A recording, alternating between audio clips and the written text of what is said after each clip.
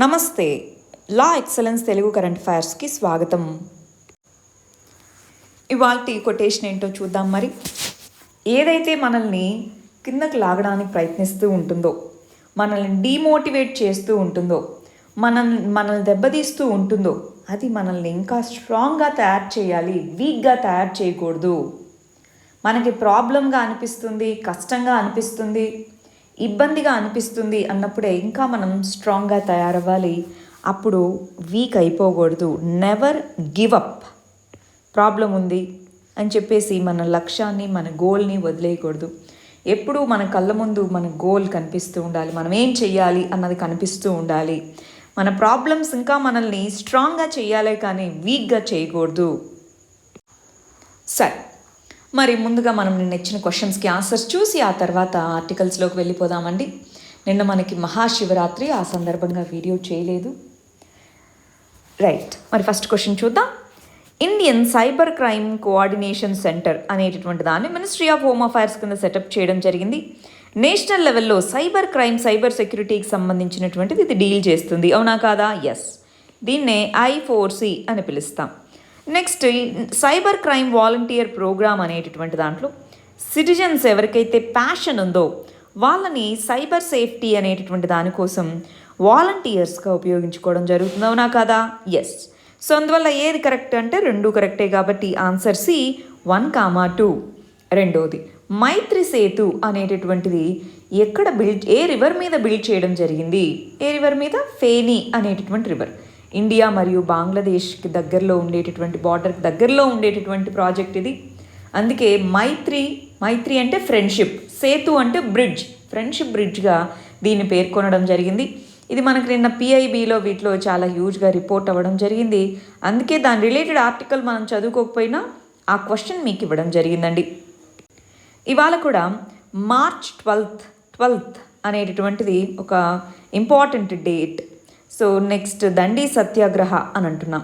So ఆ డేట్ని commemorate చేసుకొని 1 month పాటు జరిగినటువంటి దాన్ని కమమరేట్ చేసుకొని దండి యాత్ర అనేటటువంటి దాన్ని మరి గుజరాత్ స్టేట్లో చేస్తున్నారనమాట. ఆ కంటెక్స్లో మనకి ప్రీ ఇండిపెండెన్స్ టైంలో దండి యాత్ర జరిగింది చూసారా, గాంధీజీ నాయకత్వాన. దాని రిలేటెడ్గా ఒక క్వశ్చన్ ఇవ్వడం జరిగిందండి వాళ్ళ ప్రిలిమ్స్లో. దాన్ని ఆన్సర్ చేయడానికి ప్రయత్నించండి. హిస్టరీలో ఒకసారి చదివి దాన్ని ఆన్సర్ చేయడానికి ప్రయత్నించండి. సరే, మరి ఫస్ట్ ఆర్టికల్ ఏంటో చూద్దాం. ఆ గవర్నాన్స్కి సంబంధించినటువంటిది. రీసెంట్గా IT రూల్స్ అనేటటువంటివి సెంట్రల్ గవర్నమెంట్ ఇవ్వడం జరిగింది. అవునా కాదా? సరే, మరి ఇక్కడ కేసు ఏంటో, దీనికి సంబంధించిన విషయాలు ఏంటో చూద్దామండి. రీసెంట్గా కేరళకు సంబంధించినటువంటి లైవ్ లా మీడియా ప్రైవేట్ లిమిటెడ్ అనేటటువంటి దాని మీద, ఇదిగోండి మీరు ఈ కంటెంట్ రిమూవ్ చేయాలి, ఇలాగ కొన్ని IT రూల్స్ అనేటటువంటివి వచ్చాయా, దానికి అగెయినెస్ట్గా వీళ్ళు హైకోర్టులో కేసు వేశారు. ఏమని? ఇదిగో 3 tier అడ్జుడికేషన్ స్ట్రక్చర్ ఉండాలి అన్నారు. సెల్ఫ్ రెగ్యులేషన్ ఉండాలి. ఆ తర్వాత సెల్ఫ్ రెగ్యులేషన్తో పాటు ఇలా Level 1, Level 2, Level 3లో రెగ్యులేషన్ ఉండాలి అన్నారు. రెండోది, గ్రీవాన్స్ రిడ్రెసల్ మెకానిజం ఒకటి ఉండాలి. ప్రతి సోషల్ మీడియా కంపెనీ ఒక గ్రీవాన్స్ ఆఫీసర్ని అపాయింట్ చేయాలి. 15 రోజుల లోపల ఏదైనా గ్రీవాన్స్ వస్తే దాన్ని రిడ్రెస్ చేయాలి అన్నారు. సరే. మూడోది, కంటెంట్ ఆరిజినేటర్, కంటెంట్ ఎవరి దగ్గర అయితే ఆరిజినేట్ అవుతుందో వాళ్ళని ట్రాక్ చేయాలి అన్నారు. ఇవన్నీ చేయడం ద్వారా 2 రకాలైనటువంటి ప్రాబ్లమ్స్ ఉన్నాయి. ఒకటి, ప్లాట్ఫామ్, సోషల్ మీడియా ప్లాట్ఫామ్ అనేటటువంటిది ఫ్రీ అండ్ ఫెయిర్గా పనిచేయడానికి ఇవన్నీ కూడా కొంతవరకు అడ్డంకులుగా ఉండొచ్చు. రెండోది, ఆ సోషల్ మీడియా ప్లాట్ఫామ్లో ఆర్టికల్ 19 అంటే freedom of speech and expression. ఈ freedom of speech and expression అనేటటువంటి దానికి కూడా ఇది అగెయిన్స్ట్గా రావచ్చు అని చెప్తున్నారు. మరి గవర్నమెంట్ దేని ప్రకారం ఈ విధమైనటువంటి గైడ్లైన్స్ని తీసుకొని వచ్చింది? మరి 69A అంటున్నాము. ఈ IT చట్టంలో సెక్షన్ 69 కింద గవర్నమెంట్ ఏదైనా సరే ఒక ఎన్క్రిప్టెడ్ ఇన్ఫర్మేషన్ని ట్రాక్ చేయమని ఆ పర్టికులర్ మీడియా ప్లాట్ఫామ్కి చెప్పచ్చు. కానీ ఆ పర్టికులర్ సోషల్ మీడియా కానీ ఇవి ఉంటే వాటికి సెక్షన్ 79 కింద సేఫ్ హార్బర్ ప్రొటెక్షన్ అంటే ఏంటి? సెక్షన్ 79 అనేది సోషల్ మీడియా ప్లాట్ఫామ్స్కి సేఫ్ హార్బర్ ప్రొటెక్షన్ కల్పిస్తుంది. అంటే దాని మీనింగ్ ఏంటి? ఎవరైనా దాంట్లో కంటెంట్ పోస్ట్ చేస్తే దానికి ఈ సోషల్ మీడియా ప్లాట్ఫామ్ అనేది రెస్పాన్సిబుల్ కాదు, కానీ ఇప్పుడు ఈ గైడ్ లైన్స్ అనేటటువంటివి వాటిని రెస్పాన్సిబుల్గా చేస్తూ ఇదిగో 24 అవర్స్ లోపల మీరు ఆ కంటెంట్ని రిమూవ్ చేయాలి, 15 డేస్ లోపల ఆ ఇష్యూని మీరు కంప్లీట్గా రిజాల్వ్ చేయాలి, ఈ విధంగా చెప్తుంది. అంటే సేఫ్ హార్బర్ ప్రొటెక్షన్స్ ఏమైనట్టు. ఇప్పుడు ఈ విధంగా ప్రతిదాన్ని రెగ్యులేట్ చేసుకుంటూ వెళ్తే మరి అది freedom of speech and expression మీద చిల్లింగ్ ఎఫెక్ట్, ఈ పదం వెరీ ఇంపార్టెంట్ అండి, ఆన్సర్స్లో అలా రాయొచ్చు. చిల్లింగ్ ఎఫెక్ట్ అనేది ఉండబోతుంది. ఈ విధమైనటువంటి కంప్లైంట్స్తో కేరళ హైకోర్టుకి వెళ్ళడం జరిగింది. సో ప్రస్తుతానికి వాటిని ఇంప్లిమెంట్ చేయకుండా కేరళ హైకోర్టు అనేది రెస్ట్రైన్స్, ప్రస్తుతానికి ఆపండి, దాని ఎక్స్ప్లెనేషన్ ఏంటో మాకు చెప్పండి అన్నట్టుగా రీసెంట్ ఐటీ రూల్స్ మీద కేరళ హైకోర్టు చెప్పడం జరిగింది. రైట్, ఈ పదాలన్నీ క్లియర్గా అర్థమవుతున్నాయా? ఈ freedom of speech and expression అనేటటువంటిది, మరి ప్లాట్ఫామ్స్ వాటి యొక్క రైట్ అనేటటువంటిది, అవి కూడా బిజినెస్ చేస్తున్నాయి కదా, వాటి యొక్క రైట్ అనేటటువంటివి, ప్లస్ చిల్లింగ్ ఎఫెక్ట్ అంటే ఏంటి, సేఫ్ హార్బర్ ప్రొటెక్షన్ సెక్షన్ 79 అంటే ఏంటి, సెక్షన్ 69 అంటే ఏంటి, ఈ పదాలన్నీ కూడా క్లారిటీ వచ్చింది అనుకుంటున్నానండి.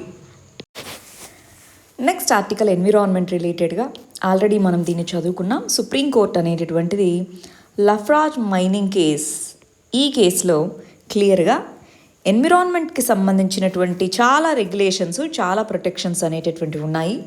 మరి వాటిని ఇంప్లిమెంట్ చేయాలి కదా, అవి ఇంప్లిమెంట్ చేస్తున్నారో లేదో చూడాలి కదా, దానికోసం ఒక రెగ్యులేటరీ బాడీని తీసుకొని రండి అని అన్నారనమాట. ఎప్పుడో అప్పుడు చెప్పారు, అయినా సరే 10 సంవత్సరాలు అవుతూ ఉన్నా ఇంకా మీరు అపాయింట్ చేయట్లేదేంటి అని అడుగుతున్నారు. ఈ కంటెక్స్లో మనకి అసలు ఎందుకు అడిగింది, ఇప్పుడు సుప్రీంకోర్టుకి ఎందుకు గుర్తొచ్చింది, అప్పట్లో ఎప్పుడో ఈ జడ్జిమెంట్లో చెప్తే. సుప్రీంకోర్టులో ఒక PIL ఫైల్ అయింది, పబ్లిక్ ఇంట్రెస్ట్ లిటిగేషన్ అంటారు, ప్రజా ప్రయోజన వాద్యము అంటాం తెలుగులో. సో PIL అనేటటువంటిది ఫైల్ అయింది. ఈ PILలో ఇదిగో EIA ఎన్విరాన్మెంట్ ఇంపాక్ట్ అసెస్మెంట్ అంటూ ఉంటాం కదా, ఎన్విరాన్మెంటల్ క్లియరెన్స్ అని కూడా చెప్తూ ఉంటారు. ఎన్విరాన్మెంటల్ క్లియరెన్స్ అని అంటుంటాం కదా, అది జస్ట్ ఒక పేరుకు మాత్రమే ఎన్విరాన్మెంటల్ క్లియరెన్స్. ఆ తర్వాత దాని మీద ఫాలో అప్ కానివ్వండి, దాంట్లో ప్రిపేర్ చేసినటువంటి రిపోర్ట్ ఎంతవరకు యాక్యురేట్గా ఉంది అని కానివ్వండి, ఇలా అంతా కూడా మానిటరింగ్ కానివ్వండి, ఇదంతా కూడా నామమాత్రంగా జరుగుతుందే తప్ప ఎఫెక్టివ్గా జరగట్లేదు. ఎందుకంటే దాన్ని చూడడానికి ఒక స్పెసిఫిక్ ఆర్గనైజేషన్ అనేటటువంటిది లేదు. EIA అనేటటువంటిది మనకి ఎన్విరాన్మెంటల్ ప్రొటెక్షన్ చట్టము, EPA అంటాము. ఈ ఎన్విరాన్మెంటల్ ప్రొటెక్షన్ చట్టము 1986 కింద తీసుకొని వచ్చినటువంటి ఒక ఇన్స్ట్రుమెంట్ అండి. బాగుంది. ఖచ్చితంగా ఏదన్నా ప్రాజెక్ట్ బిల్డ్ చేయాలంటే ఈ ఎన్విరాన్మెంటల్ క్లియరెన్స్ ఉండాలి అన్నారు, కరెక్టే. కానీ మరి దాని ఇంప్లిమెంటేషన్ ఎలా ఉందని చూసుకునేది ఎవరు? దానికోసం ఈ కేసులో సుప్రీంకోర్టు ఒక రెగ్యులేటరీ బాడీని అపాయింట్ చేయాలంది, అది చేయలేదు. ఇలాంటి కంటెక్స్లో మరి ఇండియానే కాదు ప్రపంచవ్యాప్తంగానూ సస్టైనబుల్ డెవలప్మెంట్ అంటున్నాం, సుస్థిర అభివృద్ధి. అంటే సుస్థిర అభివృద్ధిలో అటు ఎన్విరాన్మెంట్ ప్రొటెక్ట్ చేసుకుంటూ అటు ఎకనామిక్ డెవలప్మెంట్ అనేటటువంటిది ఉండాలి. ప్రాజెక్ట్స్ ఇవన్నీ ఎకనామిక్ డెవలప్మెంట్ కాదనట్లేదు, కానీ అది ఎన్విరాన్మెంట్ని కూడా ప్రొటెక్ట్ చేయాలి. దానికి EIA అనేది ఒక ఇన్స్ట్రుమెంట్. ఇలాంటి వాటన్నిటిని ఇంప్లిమెంట్ చేయడానికి ఒక రెగ్యులేటరీ బాడీ ఉండాలి, అదే అసలైనటువంటి డెవలప్మెంట్. దాన్ని మరి ఎందుకు చేయలేదు అన్నట్టుగా అడుగుతున్నారనమాట. మరి ఏం చెప్తుందో మనం చూద్దాం. నెక్స్ట్ ఆర్టికల్ ఎకానమీకి సంబంధించినటువంటిది PDS, పబ్లిక్ డిస్ట్రిబ్యూషన్ సిస్టమ్, దాని రిలేటెడ్ రిఫార్మ్స్ అంటున్నాం. మన రీసెంట్ ఎకనామిక్ సర్వేలో ఫుడ్ సబ్సిడీ, ఆహారపు సబ్సిడీ అంటున్నాం. ఫుడ్ సబ్సిడీ బిల్ అనేది పెరుగుతూ వెళ్తూ ఉంది, దీన్ని రెగ్యులేట్ చేయాలి అని చెప్తున్నారు. సరే, బాగుంది. ఫుడ్ సబ్సిడీ అనేటటువంటిది పెరుగుతూ ఉంది, కరెక్టే. కానీ ఫుడ్ సబ్సిడీ దేనికి సంబంధించి, మనకి ఏ విధాలుగా సబ్సిడీ అనేటటువంటిది వస్తుందండి? ఒకటి MSP, minimum support price, 2 PDS, ఈ రెండింటి కింద సబ్సిడీ అనేది లభిస్తుందా? మరి MSP అనేది మార్కెట్ ప్రైస్గా మనం పరిగణిస్తాం, గవర్నమెంట్ ద్వారా ఇవ్వబడేటటువంటి కనీస ధర, కనీస మద్దతు ధర అంటాం. ఈ ఆర్టికల్లో మనకు మాట్లాడుతుంది దీని గురించి. మరి PDSని ఏం చేయాలి? ఫుడ్ సబ్సిడీ బిల్ పెరుగుతూ ఉంది అన్నారు కదా, మరి ఆ బిల్ పెరగకుండా ఉండాలి అంటే ఖర్చు పెరుగుతూ ఉంది అంటున్నారు, కరెక్టే. కానీ ఒక్కసారి కరోనా టైంలో PDS లాంటి స్కీమ్ లేకుండా ఉండుంటే ఏమయ్యేదో ఒకసారి ఆలోచించండి, అవునా? PDS అనేటటువంటి స్కీమ్ అనేటటువంటి దాంట్లో మనం గమనించే ఉంటారు, 2 సార్లు నెలకి PDS ద్వారా వీటన్నిటిని ఫుడ్ గ్రెయిన్స్ని వీటిని సరఫరా చేసిన సందర్భాలు ఉన్నాయి, అవునా కాదా? లాక్డౌన్ టైంలో ఈ టైంలో. అలాంటి కంటెక్స్లో పీడిఎస్ అయితే ఇంపార్టెంట్ అని అందరికీ తెలుసు. మరి అటువంటి కంటెక్స్లో పీడిఎస్కి సంబంధించి ఉన్నటువంటి ప్రాబ్లమ్స్ ఏంటి, వాటిని ఏ విధంగా సాల్వ్ చేయాలి, ఇవి మనం గమనిద్దామండి. ఇది అటు మెయిన్స్ పాయింట్ ఆఫ్ వ్యూలోను ఇటు ప్రిలిమ్స్ పాయింట్ ఆఫ్ వ్యూలోను రెండిట్లోనూ ఇంపార్టెంట్. ఫస్ట్ అసలు ఈ పీడిఎస్ అనేటటువంటి వ్యవస్థ ఎలా పనిచేస్తుంది, పీడిఎస్ వ్యవస్థకి మామూలుగా పీడిఎస్ వ్యవస్థ ఒక్కొక్క రాష్ట్రంలో ఎలా ఉంటుంది, దాంట్లో ప్రాబ్లమ్స్ ఏంటి, ఏం చేయాలో గమనిద్దామండి. ఫస్ట్ పీడిఎస్ ఎలా వర్క్ అవుతుంది, మనకి ఎఫ్సిఐ అంటాము, ఫుడ్ కార్పొరేషన్ ఆఫ్ ఇండియా. ఈ ఎఫ్సిఐ అనేటటువంటిది సెంట్రల్ గవర్నమెంట్ తరపు నుంచి ఫుడ్ గ్రెయిన్స్ని ప్రొక్యూర్ చేసుకుంటుంది, కొనుగోలు చేసుకుంటుంది. ఇది కొనుగోలు చేసుకున్న తర్వాత దాన్ని గోడౌన్స్లో మెయింటైన్ చేస్తూ ఉంటుందన్నమాట. కొంత భాగం ఏమో బఫర్ స్టాక్గా మెయింటైన్ చేసుకుంటుంది ఎఫ్సిఐ అనేటటువంటిది. అంటే మార్కెట్లో వాటి యొక్క సప్లై తగ్గినప్పుడు వాటిని రిలీజ్ చేయడానికి. రెండోది ప్రొక్యూర్ చేసుకొని స్టోర్ చేసుకున్న గ్రెయిన్ని పీడిఎస్ కోసం పెట్టుకుంటుంది. సో ఎఫ్సిఐ నుంచి స్టేట్ గవర్నమెంట్స్కి వెళ్తాయి.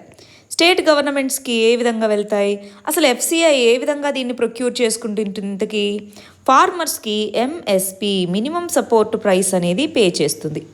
పే చేసి ఇక్కడ వీటిని స్టోర్ చేసుకుంటుంది. మరి వీటిగా స్టోర్ చేసుకోవాలి, వాటిని ట్రాన్స్పోర్ట్ చేసుకోవాలి, మెయింటైన్ చేయాలి, అవునా కాదా? సో మెయింటైన్ చేయాలి, స్టోర్ చేసుకోవాలి, ట్రాన్స్పోర్ట్ చేసుకోవాలి. ఆ తర్వాత స్టేట్ గవర్నమెంట్స్కి డిస్ట్రిబ్యూట్ చేయాలి. ఆ స్టేట్ గవర్నమెంట్స్ అనేటటువంటివి ప్రజల వద్దకు రేషన్ షాప్స్ ద్వారా డిస్ట్రిబ్యూట్ చేస్తాయి, అంతేనా? స్టేట్ గవర్నమెంట్స్ గుండా మనకి రేషన్ షాప్స్ని ఫేర్ ప్రైస్ షాప్స్ అంటామన్నమాట. ఫేర్ ప్రైస్ షాప్స్ని రేషన్ షాప్స్ అంటాం. ఈ షాప్స్ గుండా మన కస్టమర్స్ అంటాం, మనము ఎవరైతే ఉన్నామో సిటిజన్ లేదా బెనిఫిషియరీ అందాం. సో ఇది పీడిఎస్ అనేటటువంటి వెల్ఫేర్ స్కీమ్గా పరిగణిస్తే బెనిఫిషియరీ అందామండి. సరే, బెనిఫిషియరీకి రీచ్ అయింది అంటే ఎఫ్సిఐ ముందుగా ఎంఎస్పి అనే ధరని పే చేసి స్టోర్ చేసుకొని మెయింటైన్ చేసుకొని ఈ రూపంలో ఉంటే దాన్ని మళ్ళీ ట్రాన్స్పోర్ట్ చేసుకొని స్టేట్స్కి ఇలా వెళ్తుంది. దాన్ని డిస్ట్రిబ్యూట్ చేస్తుంది, వివిధ రకాలుగా లోకల్గా ఉండే ఫెయిర్ ప్రైస్ వీటన్నిటికీ డిస్ట్రిబ్యూట్ చేస్తుంది. మరి దీనికి అంతటికీ అయ్యే ఖర్చు, ఇక్కడ ఫెయిర్ ప్రైస్ షాప్కి వచ్చిన తర్వాత మనకి ఇచ్చేటటువంటి ప్రైస్ ఏదైతే ఉంటుందో, ఇప్పుడు మనకి రూపాయికే బియ్యము అని కొనుక్కుంటూ ఉంటాం, అవునా కదా? అది మనకిచ్చేటటువంటి ధర, వాళ్ళకు పడే ధర కాదండి, అది వాళ్ళు మనకిచ్చేటటువంటి ధర అన్నమాట. దీన్ని మనం ఇష్యూ ప్రైస్ అని అంటాము. ఇష్యూ ప్రైస్ అంటే ఏంటి, ఎంత ధరకి కస్టమర్స్కి ఈ రేషన్ షాప్స్ గుండా ప్రైస్ అని ఎంత ధరకి ఇస్తున్నారు అని. మరి ఇక్కడి నుంచి ఇక్కడి వరకు ఎఫ్సిఐ కొనుగోలు చేసే దగ్గర నుంచి స్టేట్ గవర్నమెంట్స్కి డిస్ట్రిబ్యూషన్ నెట్వర్క్ ఇదంతా వెళ్ళేదాకా దీనికంతా అయ్యే ప్రైస్ అంతా కలిపి, అంటే ఎంఎస్పి రూపంలో వాళ్ళ దగ్గర కొనుగోలు చేసిన దగ్గర నుంచి దీన్నంతా కలిపి ఎకనామిక్ కాస్ట్ అంటారు. ఎకనామిక్ కాస్ట్ అంటే ఏంటి, ఓన్లీ ఎంఎస్పి ధర మరియు డిస్ట్రిబ్యూషన్, స్టోరేజ్ ఇదంతా కలిపి ఎకనామిక్ కాస్ట్ అంటారు. అంటే ఎఫ్సిఐ కొనుగోలు చేసింది అంటే సెంట్రల్ గవర్నమెంట్ కొనుగోలు చేసిన ధర కంటే ఎకనామిక్ కాస్ట్ చాలా హ్యూజ్. మరి ఇప్పుడు సబ్సిడీ, ఫుడ్ సబ్సిడీ అంటున్నామా, మరి ఇక్కడ ఫుడ్ సబ్సిడీ అంటే ఏది, దేని ఫుడ్ సబ్సిడీ అని అంటాము? ఈ ప్రాసెస్ అంతట్లోనూ ఫుడ్ సబ్సిడీ అని దేన్ని మనం పిలుస్తాము? ఏదైతే ఎకనామిక్ కాస్ట్కి సబ్సిడీ ఆర్ ఫుడ్ సబ్సిడీ అంటే ఏంటి, ఎకనామిక్ కాస్ట్ ఏదైతే ఉందో అది ఎంత అయింది, ఇష్యూ ప్రైస్ ఎంతకి ఇస్తున్నారు, ఈ మధ్య తేడా. ఇప్పుడు చూడండి, ఎకనామిక్ కాస్ట్ ఫర్ ఎగ్జాంపుల్ ఒక కేజీకి 35 రూపాయలు అయిందనుకుందాం, కానీ ఒక కేజీ రైస్ మనకి ఎంతకి ఇస్తున్నారు, రూపాయికి ఇస్తున్నారు. అంటే 34 రూపాయలు అనేది ఇప్పుడు ఫుడ్ సబ్సిడీ ఒక్కొక్క ఇండివిజువల్ మీద. అర్థమైందా? ఎకనామిక్ కాస్ట్ అంటే ఏంటి, ఇష్యూ ప్రైస్ అంటే ఏంటి, ఇక్కడ నేను హైలైట్ చేస్తున్న పాయింట్స్ గమనించండి. ఇష్యూ ప్రైస్ అంటే ఏంటి, ఎకనామిక్ కాస్ట్ అంటే ఏంటి, ఫుడ్ సబ్సిడీని ఏ విధంగా క్యాలిక్యులేట్ చేస్తాము, దాంట్లో ఎంఎస్పి అంటే ఏంటి, ఏమేమి కాస్ట్లు ఉంటాయి, ఎంఎస్పీనే కాదు కదా, ఇవన్నీ కాస్ట్లే వాటికి. సో ఇవన్నీ ఏంటి, బెనిఫిషరీ మనం కొనుగోలు చేసేది ఇష్యూ ప్రైస్ వద్ద. సో ఈ విధంగా మనకి పీడిఎస్ అనేటటువంటిది వర్క్ అవుతుందండి. మరి ఈ సబ్సిడీ ప్రైస్ ఏదైతే ఉందో ఎకనామిక్ కాస్ట్ వీటన్నిటిలోనూ కొంత భాగాన్ని, ఈ ఓవరాల్ ఎకనామిక్ కాస్ట్ని కొంత భాగం సెంట్రల్ గవర్నమెంట్, ఇంకొంత భాగాన్ని స్టేట్ గవర్నమెంట్ కలిసి షేర్ చేసుకుంటాయి. Food subsidy only central government మీదే పడదు, ఎందుకంటే పీడిఎస్ స్కీమ్ని రెండూ కూడా చేస్తాయి కాబట్టి సెంట్రల్ గవర్నమెంట్, స్టేట్ గవర్నమెంట్స్ కలిసి దీన్ని చూస్తాయి. బాగుంది, సరే, ఇంతవరకు బాగుందా? ఇప్పుడు ఏమేం ప్రాబ్లమ్స్ ఉన్నట్టు మరి, ఓవరాల్గా ఈ స్కీమ్లో పీడిఎస్ స్కీమ్లో ఏమేమి ఇష్యూస్ ఉన్నట్టు? ఒకటి బెనిఫిషియరీ ఐడెంటిఫికేషన్ అండి. ఒకటోది ఏమన్నారు, టెక్నాలజీని ఇంటిగ్రేట్ చేస్తున్నామన్నారు కాబట్టి మరి ఏ విధంగా బెనిఫిషియరీస్ ఐడెంటిఫై అవుతుంది? మనకి ఈ మధ్య ఆధార్ సీడింగ్ అనేది చేశారు. దాంతో కొంతమందికి పీడిఎస్ అనేది అవసరమే, కానీ ఆ పీడిఎస్ అవసరమైన వాళ్ళకు కూడా ఆధార్ అథెంటికేషన్, ఆధార్ ఇవి లేకపోవడం వల్ల పీడిఎస్ రావట్లేదు. రెండోది goes to users and especially అవసరం లేని వాళ్ళకి, టార్గెటెడ్ బెనిఫిషరీస్ ఎవరైతే ఉన్నారో, సో టార్గెటెడ్ వాళ్ళకి వెళ్తున్నాయా లేదా ఇది పక్కదారిన మలుతుందా? చాలామంది మీరు చూస్తూ ఉంటారు, అవసరం లేకున్నా సరే ఈ పీడిఎస్ యొక్క ఫుడ్ గ్రెయిన్ని తీసుకొని వాటిని సేల్ చేస్తూ ఉంటారు. సో రియల్ బెనిఫిషరీస్కి వెళ్తుందా లేదా అన్నటువంటిది ఇంకొకటి. మూడోది క్వాలిటీ. దీని ద్వారా అందిస్తున్నటువంటి ఫుడ్ గ్రెయిన్స్ కానీ ఏవైతే ఉన్నాయో వాటి యొక్క క్వాలిటీ ఏంటి? మనకు మామూలుగా గవర్నమెంట్ పర్చేస్ చేసేటప్పటికి బెటర్గానే ఉంటుంది, మనకు అందేటప్పటికీ కష్టం. అన్ని రాష్ట్రాల్లో కాదండి, కొన్ని రాష్ట్రాలు ఇంప్రూవ్మెంట్స్ వచ్చాయి, ఇంకొన్ని రాష్ట్రాల్లో ఇలా ఉన్నాయి. నాలుగోది పిల్ఫరేజెస్ అంటే ఏంటి? కొన్ని రాష్ట్రాల్లో గోడౌన్స్ నుంచి స్టార్ట్ అవుతుంది లారీ కానీ ఏదైతే వీటిని తీసుకొని వస్తుందో, కానీ అది మధ్యలోనే మాయమైపోతూ ఉంది. సో ఆ విధంగా పిల్ఫరేజెస్ అనేటటువంటివి ఎక్కువగా ఉన్నాయి. నెక్స్ట్, ఒక్కొక్క స్టేట్లో ఒక్కొక్క విధంగా ఉంది. ఇప్పుడు మన రాష్ట్రంలో రూపాయికే బియ్యం, కానీ వేరే రాష్ట్రాల్లో ఆ విధంగా ఉండకపోవచ్చు. ఈ విధంగా మనకి వివిధ రకాలైనటువంటి డిస్క్రిపెన్సీస్ అనేటటువంటి ఉన్నాయి. సబ్సిడీ కాస్ట్ అనేటటువంటిది వివిధ రాష్ట్రాల్లో వివిధ రకాలుగా వేరీ అవుతూ ఉంది. మరి వీటన్నిటిని అడ్రస్ చేయాలి. వీటన్నిటిని అడ్రస్ చేయడం కోసం ఆల్రెడీ మనకి కొన్ని చట్టపరమైన చర్యలు ఉన్నాయి. For example, national food security చట్టము, దీని కింద ఎంత సబ్సిడీకి ఎవరెవరికి ఎంతెంత ఇవ్వాలి, రూరల్ ఏరియాస్లో ఎంత ఇవ్వాలి, ఇది చెప్పడం జరిగింది. దాన్ని ఇంప్లిమెంట్ చేసుకోవడము. వెహికల్ ట్రాకింగ్ అంటాము. సో ఏ వెహికల్లో అయితే ఈ ఫుడ్ గ్రెయిన్స్ ఇవన్నీ ఇది అవుతూ ఉంటాయో, సో వాటిని జీపీఎస్ని ఉపయోగించి ట్రాక్ చేసుకోవడం. సో అవి ఎక్కడ ఆగుతున్నాయి ఏంటి, జీపీఎస్ ట్రాకింగ్ అనేటటువంటిది. మూడోది, కొంతవరకు యూనిఫామిటీ తీసుకొని రావాలి. ఎందుకని? ఇప్పుడు గవర్నమెంట్ అనేటటువంటిది 1 నేషన్ 1 రేషన్ కార్డ్ అనే స్కీమ్ని ఇంప్లిమెంట్ చేస్తామన్నాయి, అవునా కాదా? మరి 1 నేషన్ 1 రేషన్ కార్డు తీసుకొని రావాలి అంటే వివిధ రాష్ట్రాల్లో పోర్టబిలిటీ అనేటటువంటిది ఉండాలా? పోర్టబిలిటీ ఉండాలి అంటే కొంతవరకు యూనిఫామిటీ అనేటటువంటిది ఉండాలా? సో ఆ యూనిఫామిటీ కోసం ప్రయత్నించాలి. నాలుగోది, రేషన్ కార్డ్స్ని అప్డేట్ చేసుకోవాలి ఎప్పటికప్పుడు. సో అప్డేట్ చేసుకోవాలి రేషన్ కార్డ్ని. ఓన్లీ ఆధార్ లింక్ అనే కాకుండా సో ఏ విధంగా అయినా ఐడెంటిటీ అనేటటువంటిది ఉండాలి. ఆధార్ సీడింగ్లో ఉన్నటువంటి టెక్నాలజికల్ ప్రాబ్లమ్స్ అంటారు, వీటిని మానిటర్ చేయగలగాలి. మరి వీటిలో గ్రీవాన్సెస్, మాకు ఇది అందట్లేదు, ఈ విధంగా ప్రాబ్లం ఉంది అని ఎవరైనా కంప్లైంట్ చేశారు, మరి ఆ గ్రీవాన్సెస్ ఏవైతే ఉన్నాయో ఆ గ్రీవాన్సెస్ని రిడ్రెస్ చేసుకోగలగాలి. ఈ విధంగా చేసుకోగలిగితే పీడిఎస్ సిస్టమ్ ఎఫిషియెంట్గా మారగలుగుతుంది. మరి ఆర్టికల్లో సబ్సిడీ బర్డన్ పెరుగుతుంది అంటున్నారు కదా. సబ్సిడీ బర్డన్ పెరుగుతున్నప్పటికీ ఇది వెల్ఫేర్ ప్రోగ్రామ్, దానికి రిలేటెడ్గా ఈ విధమైనటువంటి రిఫార్మ్స్ తీసుకొని వస్తే ఫేక్ బెనిఫిషరీస్ని వీళ్ళందరినీ తీసేయగలిగితే మనకి కొంతవరకు రేషనలైజ్ చేసుకోగలుగుతాము. ఎవరికి నీడ్ ఉంది, ఎవరికి నీడ్ లేదు, సో రేషనలైజ్ చేయగలగాలి ఇన్కమ్ లెవెల్స్ని, వీటన్నిటిని బట్టి. కానీ స్కీమ్ని అండర్మైన్ చేయకూడదు, ఎందుకంటే క్రైసిస్ పీరియడ్స్లో మనం చూసాం ఎంతవరకు ఇది బెటర్గా మనకు యూజ్ అయిందో, రైట్? సో ఆ కంటెక్స్లో దీన్ని మనం పరిగణించాలి. నెక్స్ట్ ఆర్టికల్ ఇంటర్నేషనల్ రిలేషన్స్కి సంబంధించి నేపాల్ యొక్క ఇంటర్నల్ పాలిటిక్స్ అన్న కంటెక్స్లో అండి. నేపాల్లో మనకు తెలుసు అక్కడ ఒక పొలిటికల్ సిచ్యువేషన్ అనేటటువంటిది అవుతూ ఉంది. సుప్రీంకోర్టు అనేటటువంటిది ఇదిగో ప్రైమ్ మినిస్టర్ కేపీ శర్మ ఓలీ లోవర్ హౌస్ని డిజాల్వ్ చేయడం జరిగింది. ఆ తర్వాత ప్రచండ వీళ్ళతో కమ్యూనిస్ట్ పార్టీలో గొడవలు జరుగుతూ ఉన్నాయి. ఆ పార్టీ అనేటటువంటిది 2 పార్ట్స్గా డివైడ్ అవుతున్నట్టుగా ఇక్కడ ఉంది. సో ఇలాంటి కంటెక్స్లో మనం తెలుసుకోవాల్సిన విషయం ఏంటి అంటే, నేపాల్లో కమ్యూనిస్టులు అనేవాళ్ళు ముందు నుంచి ఎప్పటి నుంచో పొలిటికల్ పవర్లో లేరండి. ఫస్ట్ అంతా కమ్యూనిస్ట్ రెవల్యూషన్, నక్సలిజం, మావోయిజం అనేటటువంటిది అక్కడ ఎక్కువగా ఉండేది. ఆ తర్వాత ఎన్నో సంవత్సరాల కాన్ఫ్లిక్ట్ తర్వాత వాళ్ళు పొలిటికల్ పార్టీ లాగా ఫామ్ అయ్యారు. మరి ఇప్పుడు మళ్ళీ పొలిటికల్ క్రైసిస్ అనేటటువంటిది రావడం అన్నటువంటిది ఇదిగో ఏ విధంగా పొలిటికల్ పార్టీస్ అనేటటువంటి ఫ్రాగ్మెంటేషన్కి గురి అవుతున్నాయన్న దానికి ఎగ్జాంపుల్గా చెప్పచ్చు అని చెప్తున్నారు. సో ఇక్కడ పార్టీ అనేటటువంటిది ఫ్రాగ్మెంటెడ్గా కాకుండా యూనిఫైడ్గా ఉండగలుగుతుంది, లెఫ్ట్ పార్టీస్ అనేటటువంటి భావన ఉంటుంది. కానీ మనం ఇక్కడ చూస్తే కమ్యూనిస్ట్ పార్టీ యొక్క ఇన్విన్సిబిలిటీ అనేటటువంటి దాన్ని క్వశ్చన్ చేయొచ్చు అని చెప్తున్నారు. ఓవరాల్గా అండి, నేపాల్లో పొలిటికల్ పార్టీస్లో ఇన్స్టెబిలిటీ మొదలైంది.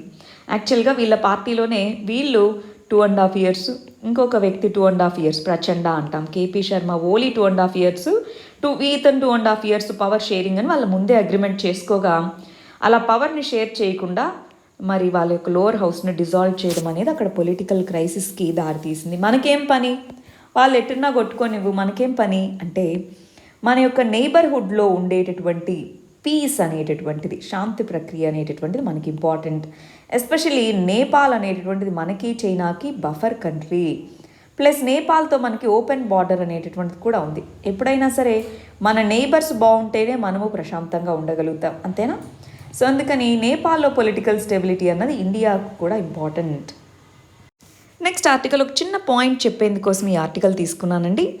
పాలిటిక్స్ సంబంధించింది. రీసెంట్గా నేషనల్ క్యాపిటల్ టెరిటరీ బిల్ అనే దానికి లోక్సభ ఆమోదం తెలిపింది అంటున్నారు. ఏం ఆమోదం తెలిపింది ఇంతకీ? ఈ ఎన్సిఆర్ ఢిల్లీ నేషనల్ క్యాపిటల్ రీజన్లో అనాథరైజ్డ్ స్లమ్స్ వీటిని ఉంటే వాటిని రెగ్యులరైజ్ చేయడం అన్నమాట. రెగ్యులరైజ్ చేసేదానికి మరి రెగ్యులరైజ్ చేయాలి అంటే ఢిల్లీకి కూడా లెజిస్లేటివ్ అసెంబ్లీ ఉంది కదా. లెజిస్లేటివ్ అసెంబ్లీ అనేటటువంటిది ఆ పని చేసుకోవచ్చు కదా. మనం గమనించాలి, పుదుచ్చేరి, ఢిల్లీ, జమ్మూ అండ్ కాశ్మీర్ వీటికి మాత్రమేనా సపరేట్ లెజిస్లేటివ్ అసెంబ్లీ ఉండేది యూనియన్ టెరిటరీస్లో? మరి వీటిలో ఢిల్లీకి ఉంది కదా. అలాంటప్పుడు అదే రెగ్యులరైజ్ చేసుకోవచ్చు కదా. పార్లమెంట్ ఎందుకు చేయాలి?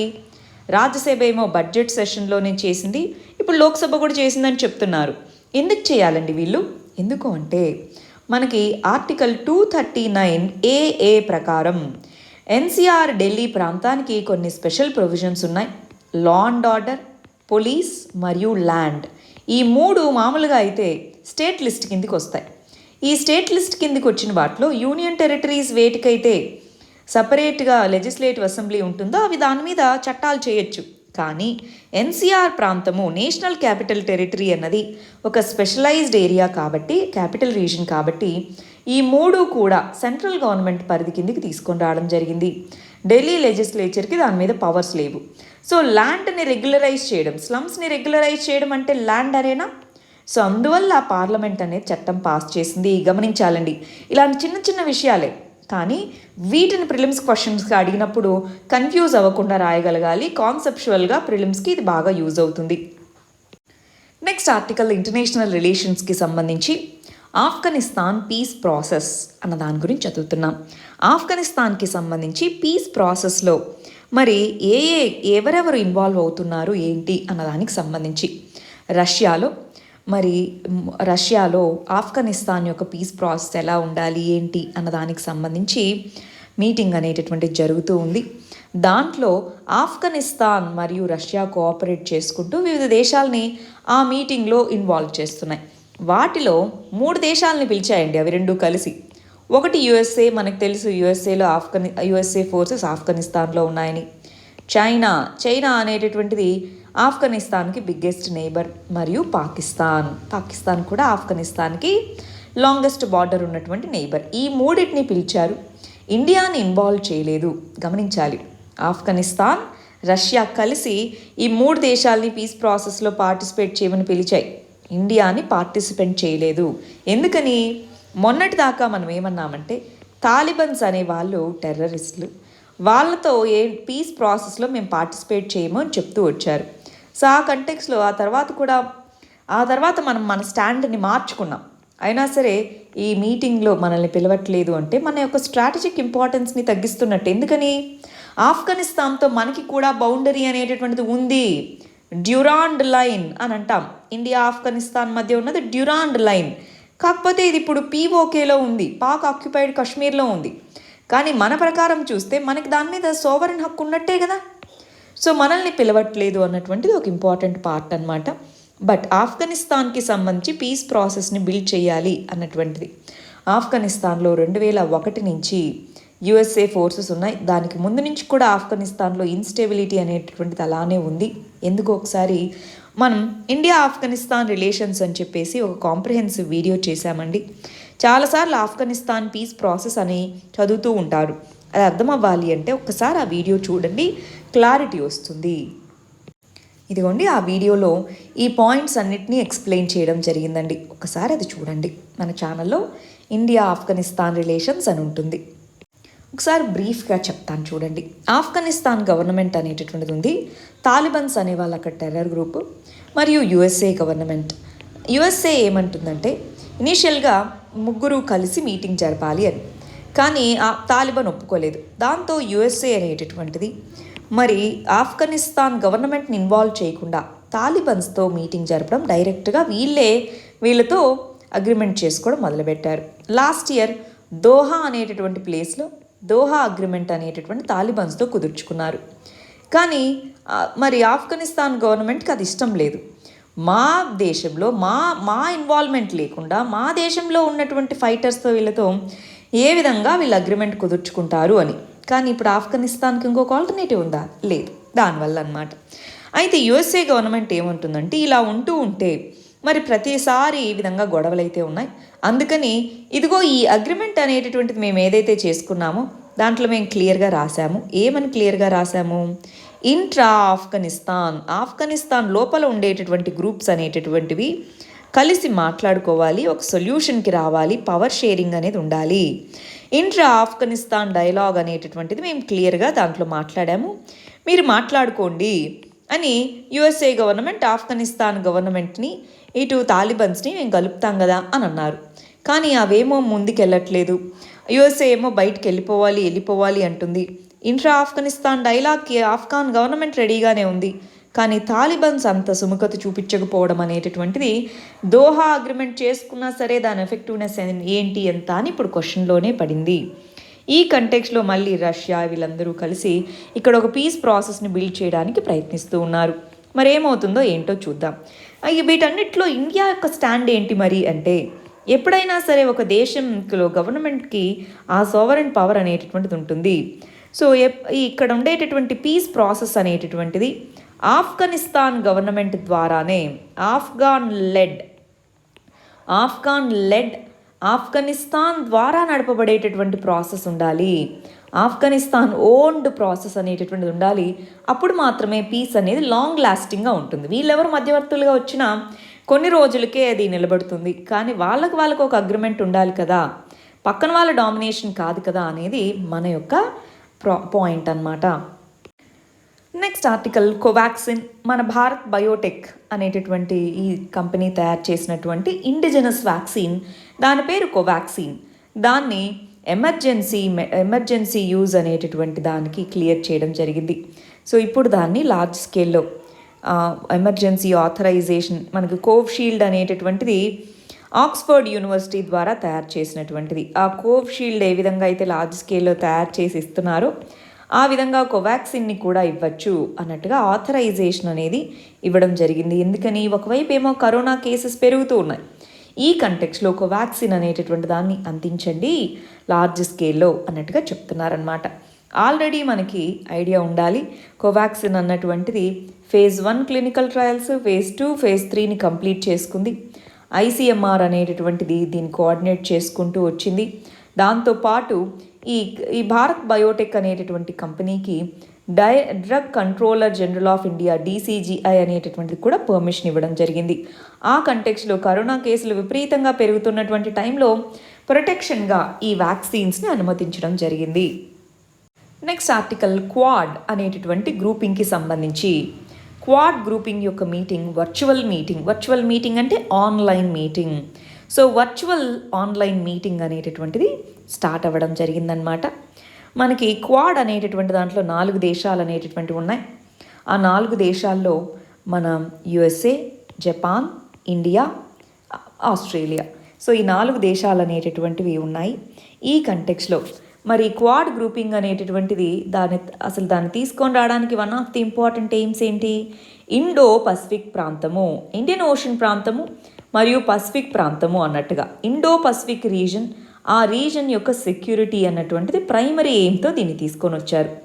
ఆల్రెడీ మనం లాస్ట్ క్లాస్లో ఈ క్వాడ్ గ్రూపింగ్ అంటే ఏంటి, దానికి సంబంధించిన విషయాలు ఏంటి అన్నది చదివాము. మీరు దానికి ఆన్సర్స్ కూడా రాసున్నారు, అదొకసారి చూసుకోగలుగుతారా? క్వాడ్ గ్రూపింగ్ గురించి మనం చదివాము. దానికి సంబంధించినటువంటి వర్చువల్ మీటింగ్ అనేటటువంటి జరగడం జరిగింది. ఈ కంటెక్స్లో ఇదిగో మనం వ్యాక్సిన్స్కి సంబంధించిన దాని గురించి ప్రైమరీగా మాట్లాడడం జరిగింది. వరల్డ్లోనే లార్జెస్ట్ వ్యాక్సిన్స్ని మ్యానుఫ్యాక్చర్ చేసే కెపాసిటీ ఉంది, ఆల్రెడీ చేస్తూ ఉన్నాము. మరి ఆ వ్యాక్సిన్ దీంట్లో ఇన్వెస్ట్ చేయడము, వీటన్నిటి మీద మాట్లాడడంతో పాటు సెక్యూరిటీ ఇష్యూస్, ఓవరాల్గా సెక్యూరిటీ ఇష్యూస్ కానీ, కోవిడ్ వల్ల వచ్చినటువంటి ఇంపాక్ట్స్ కానీ, వీటన్నిటినీ కూడా మనం దీంట్లో డిస్కస్ చేస్తున్నాము అన్నటువంటిది ఇంపార్టెంట్ అండి. మనకి రేపు ఇంకా దీని గురించి ఇంకా మంచి ఆర్టికల్స్ క్లియర్గా తెలుస్తుంది. అప్పుడు ఇంకొంచెం ఈ మీటింగ్ యొక్క అవుట్కమ్స్ ఏంటి అన్నది ఇంకా అప్పుడు నీట్గా చూద్దాం. Next article science and technology మరియు ఇంటర్నేషనల్ రిలేషన్స్కి సంబంధించిందండి. ఇండియా, జపాన్ ఈ రెండు దేశాల మధ్య స్పేస్ సంబంధించినటువంటి రిలేషన్స్ ఏ విధంగా ఉన్నాయి అన్నది చూద్దాం. ఇండియాకి సంబంధించిన ఇస్రో, జపాన్కి సంబంధించినటువంటి Japanese aerospace exploration agency JAXA అంటాం, మనది ఇస్రో. సో ఇవి రెండు కూడా అగ్రిమెంట్స్ అనేటటువంటి చేసుకున్నాయి. ఏ ఏరియాస్లో earth observation, lunar cooperation, satellite navigation వీటన్నిటిలోనూ కోఆపరేట్ చేసుకోవాలి రెండు స్పేస్ ఏజెన్సీస్ అన్న దాని గురించి. మరియు స్పేస్ సిచ్యువేషనల్ అవేర్నెస్ అంటే ఏ విధంగా మనకి స్పేస్లో డిఫరెంట్ శాటిలైట్స్ అనేవి తిరుగుతూ ఉంటాయి, ఎక్కడెక్కడ ఏవేవి ఉన్నాయి, స్పేస్ సిచ్యువేషనల్ అవేర్నెస్ ఓవరాల్గా ఏమైనా అక్కడ మనం లాంచ్ చేసేటప్పుడు ఆర్బిట్ ఎప్పుడు క్లియర్గా ఉండాలి. సో దానికోసం దానికి తగినటువంటి ఏమేమి ఉన్నాయి ఏంటి అదంతా కూడా ఇద్దరు కోఆపరేట్ చేసుకుంటాము అని చెప్పడం జరిగింది. రెండు ఏజెన్సీస్ కూడా ఒక కొలాబరేటివ్ అగ్రిమెంట్ అనేటటువంటి చేసుకోవడం జరిగింది. దేనికి సంబంధించి మనకి రైస్ క్రాప్ ఏరియా ఎంత ఉంది, ఎయిర్ క్వాలిటీ మానిటరింగ్ ఎంత, ఈ విధంగా ఎర్త్ అబ్జర్వేషన్కి శాటిలైట్స్ని డెవలప్ చేయడము. రెండోది, రెండు దేశాలు కలిసి లూనార్ పోలార్ ఎక్స్ప్లోరేషన్ 2024లో చంద్రుడి మీదకి ఒక మిషన్ని ఇండియా, జపాన్ కలిసి పంపించబోతున్నాయన్నమాట. చంద్రుడి మీద దిగేటటువంటి ల్యాండర్ అండ్ రోవర్ని 2024 కల్లా సౌత్ పోల్ చంద్రయాన్ 2లో మనం ప్రయత్నించింది ఇదే. సో అక్కడికి పంపించేదానికి రెండు కూడా అగ్రిమెంట్ చేసుకున్నాయి. ఈ విధంగా జపాన్తో స్పేస్ రిలేషన్ ఉంది. అదేవిధంగా ఆస్ట్రేలియాతో కూడా మనం చూస్తే లాస్ట్ మంత్ మనము కాంప్రిహెన్సివ్ స్ట్రాటజిక్ పార్ట్నర్షిప్ అగ్రిమెంట్ చేసుకున్నాం. దాని ప్రకారం కూడా గగన్యాన్ అనేటటువంటి మిషన్, గగన్యాన్ మిషన్ అంటే ఏంటి, 2022 కల్లా స్పేస్లోకి ఇండియా నుంచి ఫస్ట్ హ్యూమన్స్ని పంపించేటటువంటి ప్రోగ్రామే గగన్యాన్ ప్రోగ్రామ్. దీన్నే హ్యూమన్ స్పేస్ ఫ్లైట్ మిషన్ అని పిలుస్తామండి. హ్యూమన్ స్పేస్ ఫ్లైట్ మిషన్ అని మనం పిలుస్తున్నాం. హ్యూమన్స్ని స్పేస్లోకి పంపించబోతున్నాం అనమాట. దానికి సంబంధించి దాన్ని ట్రాక్ చేయడం కానీ వీటన్నిటికీ సంబంధించి ఆస్ట్రేలియాతో కోఆర్డినేట్ చేసుకుంటున్నాము. ఇందాక ఇక్కడ అనుకున్నవి జపాన్, ఇండియా, జపాన్ కలిసి 2024లో జాయింట్గా లూనార్ పోలార్ ఎక్స్ప్లోరేషన్ చేయబోతున్నాం. ఆస్ట్రేలియాతో గగన్యాన్కి సంబంధించి కోఆర్డినేట్ చేసుకోబోతున్నాం. ఆస్ట్రేలియా కాదు, గగన్యాన్కి సంబంధించి మనం ఫ్రాన్స్తో కూడా ఒక అగ్రిమెంట్ చేసుకున్నాం అన్నమాట. ఇలాగ వివిధ దేశాలతో మనం కోఆర్డినేట్ చేసుకుంటున్నాం. యుఎస్ఏకి సంబంధించిన నాసాతోనూ మనకి స్పేస్కి సంబంధించినటువంటి కొలాబరేషన్ ఉంది. వివిధ దేశాలతో ఇస్రో కొలాబరేట్ అవ్వడం, హైటెక్ రీసెర్చ్ వీటిలో ఇన్వాల్వ్ అవ్వడం వల్ల ఓవరాల్గా ఇండియా యొక్క స్పేస్ సెక్టారే కాదు, గ్లోబల్గా కూడా స్పేస్ సైన్స్, స్పేస్ రీసెర్చ్ అనేది ముందుకు వెళ్తుంది. మరి మన లాస్ట్ ఆర్టికల్ పాలిటిక్స్ సంబంధించిందండి. సుప్రీంకోర్టు అనేటటువంటిది ఇదిగో ఒక వ్యక్తిని ఫాల్స్ కేసులో, పోలీసులు కానీ ప్రాసిక్యూషన్ కానీ ఒక వ్యక్తిని ఫాల్స్ కేసులో వాళ్ళని ఇంప్లికేట్ చేస్తే ఫర్ ఎగ్జాంపుల్ 5 సంవత్సరాలు జైల్లోనే ఉండి వచ్చారనుకుందామండి. రీసెంట్గా మీరు చూసే ఉంటారు, ఒక వ్యక్తికి రేప్ కేసులో 20 సంవత్సరాలు అతను జైలు శిక్ష అనుభవించి వెనక్కి వచ్చాడు. అతను నిర్దోషి అని తేలింది 20 సంవత్సరాలకి. సో మరి ఏ విధంగా కంపెన్సేషన్ చేయాలి?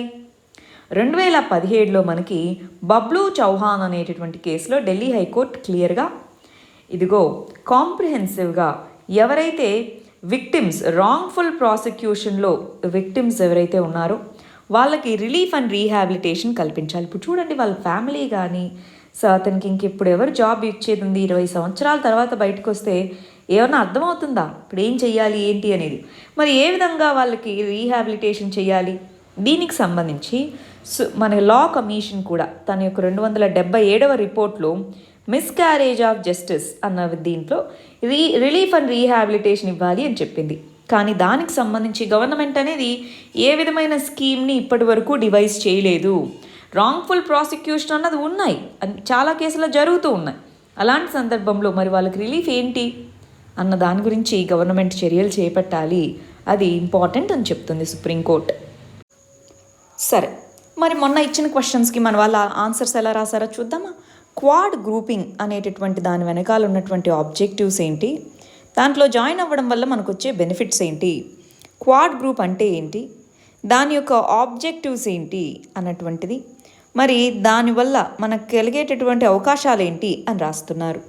ఎప్పుడైనా గమనించాలి, ఆబ్జెక్టివ్స్ అనేటటువంటిది 2 పార్ట్స్గా క్వశ్చన్ ఇచ్చినప్పుడు ఈక్వల్ ప్రిఫరెన్స్ ఇవ్వండి, దానికి సగం ఆ విధంగా. ఇక్కడ దీనికి ఎక్కువ ప్రిఫరెన్స్ ఇచ్చేసి దీనికని కాకుండా ఓవరాల్గా రెండింటికి ఎక్కువ ఈక్వల్ ప్రిఫరెన్స్ ఉండేలాగా చూసుకోవడము. బట్ ఈ విధంగా హెడ్డింగ్స్ పెట్టి రాయడము ఇదంతా బాగుంది, గుడ్. రైట్, క్వాడ్ గ్రూపింగ్ అంటే అసలు అదంటే ఏంటి, మరి క్వాడ్ గ్రూపింగ్ రావడానికి అసలు ఏ విధమైనటువంటి ఆబ్జెక్టివ్స్ అనేటటువంటి ఉన్నాయి, మరి దాని యొక్క ఉపయోగాలు ఏంటి మనకి, కానీ ఏం చెయ్యాలి, వే ఫార్వర్డ్, దానివల్ల కొన్ని ప్రాబ్లమ్స్ కూడా ఉంటాయి కదా. సో అందువల్ల దానికి వే ఫార్వర్డ్ ఏంటి, గుడ్.